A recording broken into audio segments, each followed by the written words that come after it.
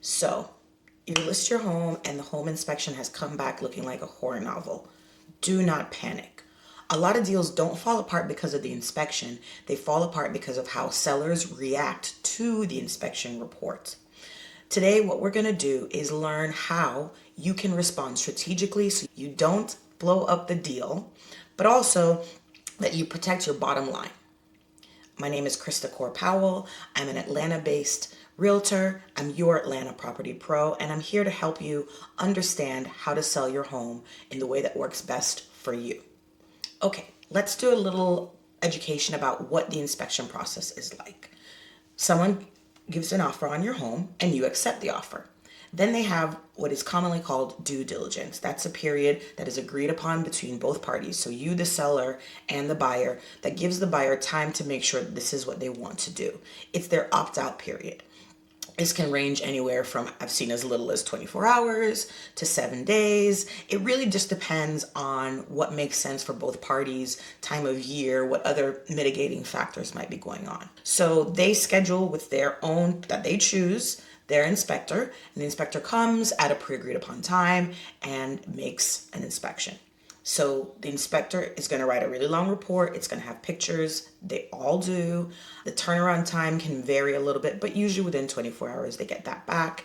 You may or may not see it, but what you will get is the buyer's agent or the buyer will submit an amendment requesting credits or repairs. Par for the course, expect it. Know that this is going to happen. Even in new construction, I've been a buyer's agent for new construction and had an inspection done, and there was a bunch of stuff they needed to fix. As in, the AC unit had ice all over it. This is new construction, okay? And then negotiation starts. And this is really where it's key to have an agent that understands negotiation, an agent that understands what your end goal is, what your bottom line is. So be very forthcoming with your agent in terms of what your goals are, how much net you need to be able to walk away with, any other financial concerns, any stressors, anything else that's going on in your head. One, because nobody can read your mind, but also it helps the agent be a better negotiator for you. And that's what we're doing. We're earning our commission by negotiating on your behalf and figuring out the best way to get you to your goal. And so it's important to think of an inspection not as a pass-fail, but simply a negotiation document. It gives us what the rules of engagement. Okay, so what buyers ask for can usually fall into one of three buckets. So the first bucket would be health and safety. So we're thinking electrical hazards, roof leaks, structural concerns, any active water intrusion. So that's, is there actively leaks inside the home? Is there mold inside the home? Active water intrusion, let's just call that. The next set of things that buyers are going to typically ask for are going to be the major systems. So think your HVAC, plumbing, the roof life expectancy, which I've touched on in other videos, and any foundational movement. So is the foundation settling? Are there cracks? Is your roof 19 years old and the expectation is that we replace a roof every 20 to 25 years? Do you have really old plumbing? Maybe your house was built in 1953 and for whatever reason, the plumbing has never been updated. And so these are all things we have to keep in mind, right? And the third category will be cosmetic or minor. So that may be, loose handles, paint touch-ups, small cracks, old but functional appliances. And it's important to know that the way negotiation works, those buyers are going to ask for everything. But that does not necessarily mean you have to agree to everything. Listen, ain't no harm in asking, and don't take it personally when they do, but they will ask for everything. It's the job of your agent to help find a middle ground with the buyer or with the buyer's agent. Now, you have three different buckets of options as well as a seller when you receive those requests on the amendment. So those can fall under option one. You can agree to make the repairs.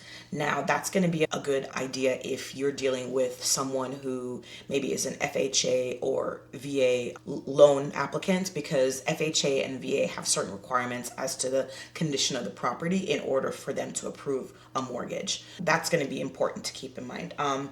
If there's safety issues, I think we all would like to see ourselves as people who want to go into this wanting to make sure that we're not selling something unsafe to someone else. So safety issues are another thing that you would want to consider if you want to look at doing repairs. And thirdly, structural concerns. If there's a big hole in the roof.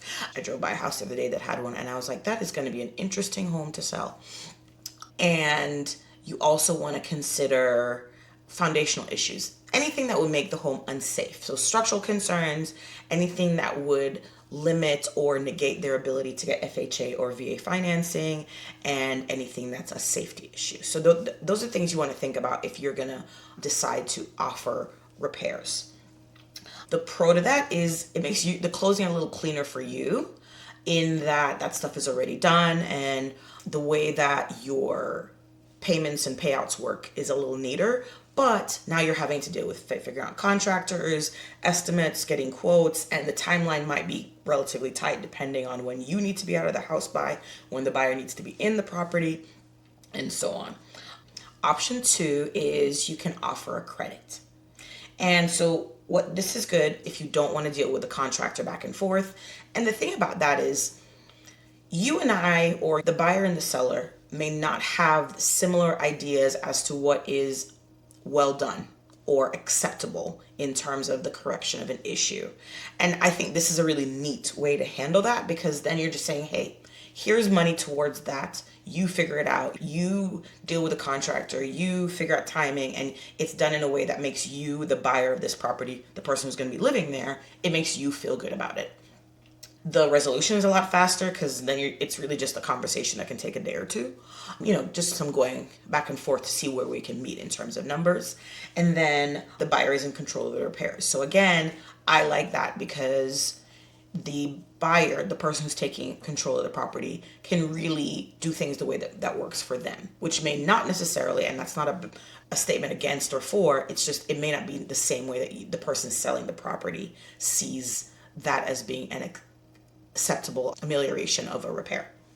Now, the con to that is it is going to lower your net, because you're going to be paying a little bit out of pocket at closing to give towards the buyer. And depending on where you are and how much you need to walk away with in terms of the net, that may not necessarily be the worst thing in the world.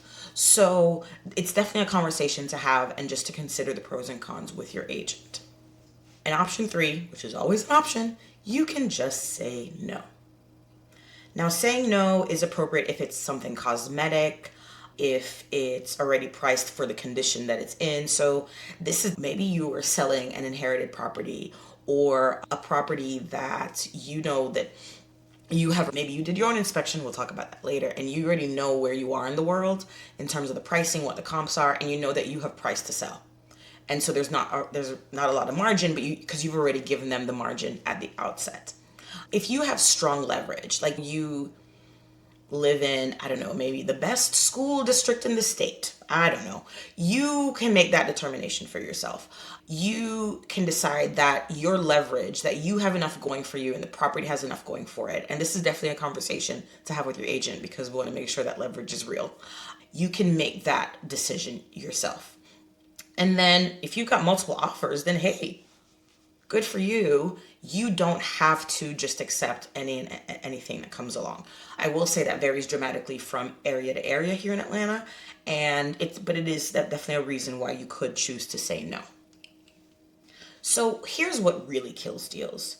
Being emotional about the process. I appreciate that this is a home to you, and if it's somewhere that you've lived for a long time, you have a lot of memories in those walls, and it does mean a lot to you. But it's important to keep in mind that this is a business negotiation, and it's never about you as a person.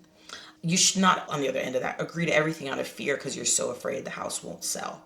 I think it's important to be honest with yourself about a property, but being honest does not mean that you give everything away all at once.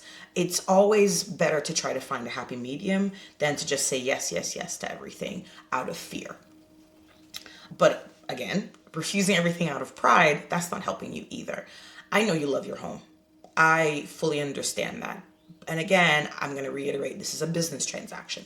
So it's important that you keep in mind that as much as you took pride in this property, it is now an investment tool for you.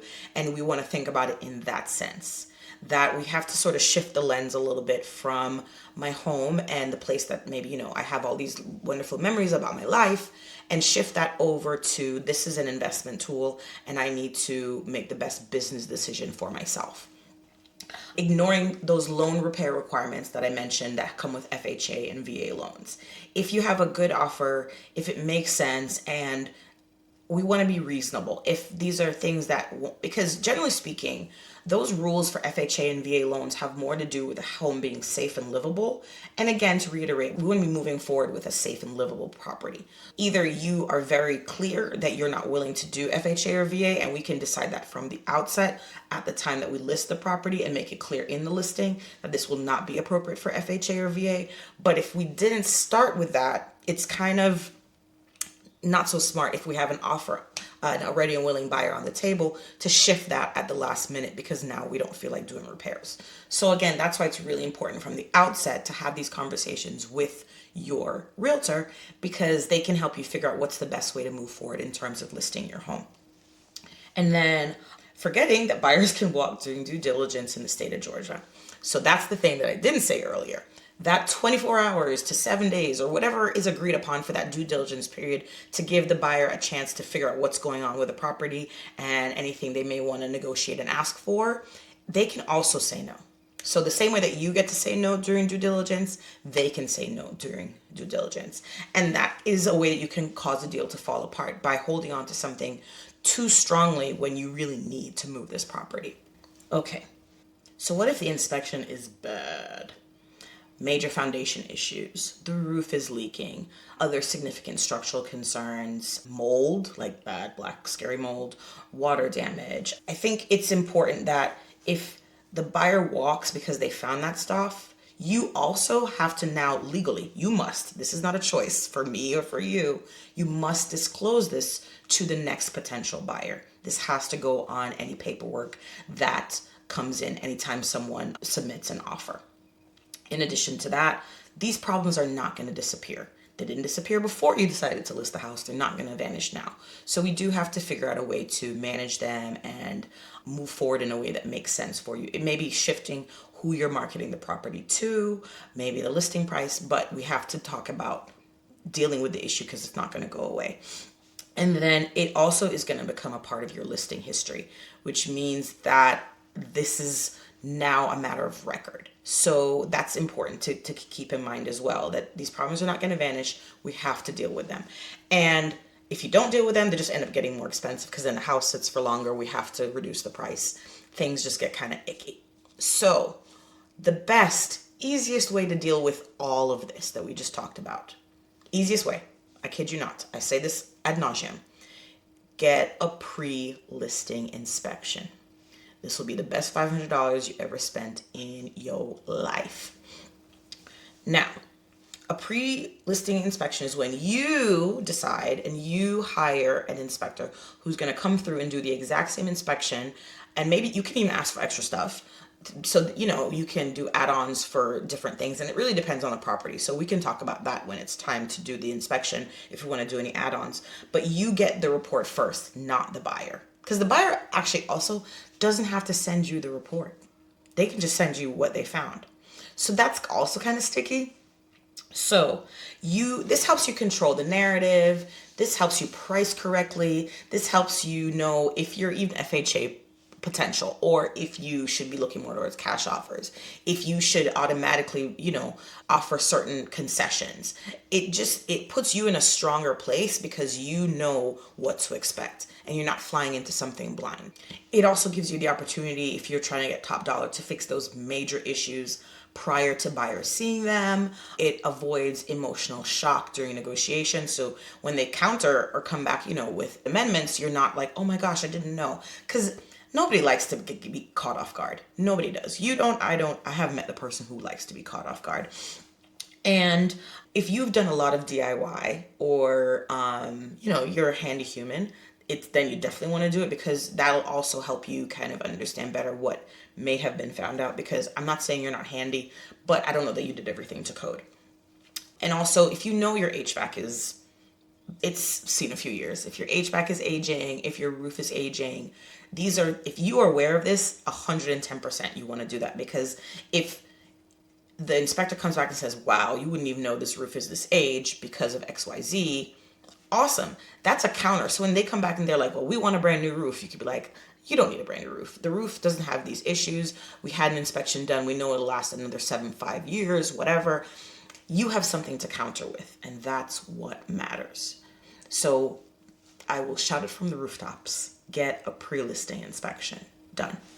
Now, there is one downside to this. You have to disclose on the property disclosure that goes with the listing what was found on the inspection. And if they find something big, you can't unknow it. So you have to be willing to know that you're either going to price appropriately or be willing to fix major issues or market the property differently based on what you find in the inspection report.